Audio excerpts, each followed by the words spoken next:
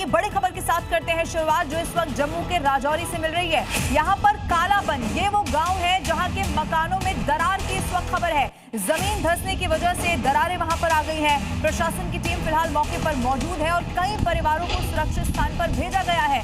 और इसे क्यों दूसरा जोशीमठ कहा जा रहा है? यह जोशीमठ जैसी स्थिति है क्योंकि 2023 में आपको याद होगा उत्तराखंड का जोशीमठ, जहां पर 8 से ज्यादा ऐसे घर थे जहां पर इसी तरह दरारें देखने को मिली थी। उसके बाद लोगों को सुरक्षित जगहों पर पहुंचाया गया था और अब ये कालाबन गांव जहां पर बहुत बड़ी समस्या लोगों के लिए है।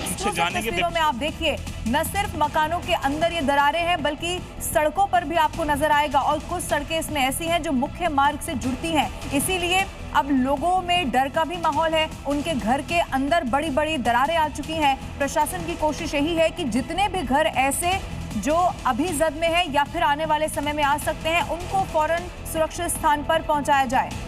और हमारे सहयोगी रजत वोहरा की एक ग्राउंड रिपोर्ट आपको दिखाते हैं, इसी से जुड़ी हुई।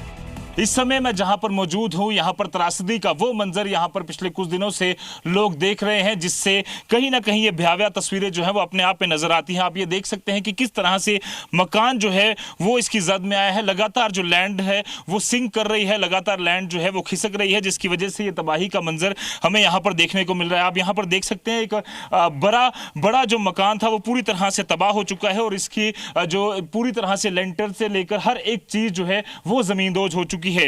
ये परसों तक ये एक खिला परिवार का एक मकान था जो आज पूरी तरह से तबाह हो चुका है और आज पूरी तरह से लोग दरबदर हैं। और पूरा ये जो इलाका है, अगर हम बात करें तो यहाँ पर सड़क खिसकने की घटना, लैंड सिंक की घटना जो है वो लगातार नजर आ रही है। मेरे कैमरा सहयोगी मानिक केरनी जहाँ खड़े हैं उससे कुछ फीट नीचे आप देख सकते हैं ये लैंड पूरी तरह से खिसक रही है और धीरे धीरे आगे बढ़ती हुई यहाँ पर नजर आ रही है।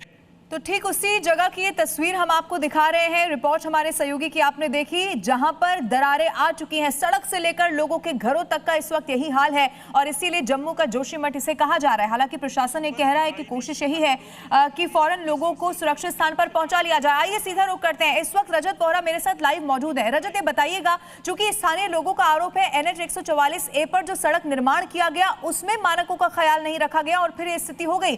क्या इस वक्त वास्तविकता है ग्राउंड जीरो की? रजत बताइए। जी, रजौरी के उसी इलाके में, कालाबन इलाके में हम मौजूद हैं और ये तस्वीरें अपने आप में साक्ष्य हैं कि किस तरह की भयावह स्थिति जो है वो यहाँ पर बनी हुई है। एक बड़ा मकान जो है पूरी तरह से जमींदोज हो चुका है क्योंकि लगातार इस इलाके में सड़क धंसने की जो यहाँ पर घटना है वो सामने आ रही है। मानिक यहाँ पर भी दिखाई कि किस तरह से लगातार ये सड़क जो है वो धंसती हुई यहाँ पर नजर आ रही है और आगे जहाँ तक आपकी नजर जाएगी वहाँ पर लगातार ये तस्वीरें जो है अपने आप में बयान करती हैं कि किस तरह से लगातार जो NH 144 पर कार्य लगा हुआ है उसका कहीं ना कहीं असर जो है वो देखने को मिल रहा है और ये पूरी सड़क जो है वो पूरी तरह से तबाह हो चुकी है। और यहाँ पर भी एक जो मकान था, करीबन 8 से 10 कमरे यहाँ पर थे, वो भी पूरी तरह से यहाँ पर तबाह हो चुका है और ऐसे करीबन 1 दर्जन से ज्यादा मकान जो है वो इसकी जद में आए हैं। कई सारी दुकानें भी आई हैं, कुछ स्थानीय लोग हैं। क्या कुछ हुआ और कब से यहाँ पर ये इम्पैक्ट हो रहा था? ये 3-4 महीने से जो है ना लैंड सिंक होना शुरू हो गई थी। ये जो जितना भी डीप जाते रहे इतना जो है ना बुरा हालत देखने को मिली है यहाँ पे। लेकिन परसों से जो है बहुत ज्यादा क्रैक्स पड़े हैं, बहुत ज्यादा।